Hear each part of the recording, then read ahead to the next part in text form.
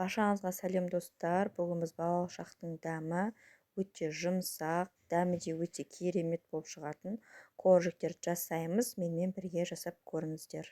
Ең бірінші осы бөлме температурасында тұрған айранымызға 10 грамм содамызды қосып, жақсылап араластырамыз. Сода қосқан кезде көтеріліп, осылай көпіршектенеді айранымыз. Одан кейін қантымызды қосып, жақсылап араластырамыз. Қантымыз міндетті түрде еруі қажет. Қанттың ерігенін қолымызбен біліп аламыз.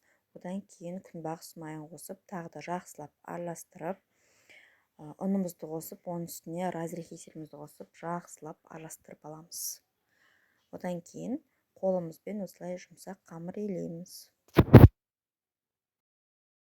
Біздің қамырымыз дайын болды. Ендігі екіге бөліп қамырымызды оқтаумен жаятын боламыз. Осындай ұнымызды сеуіп, дәл осылай жайып аламыз. Қатты жұқа қылмаймыз. Жұқа қылсаңыздар, сіздердің коржиктеріңіз тастай болып қалады.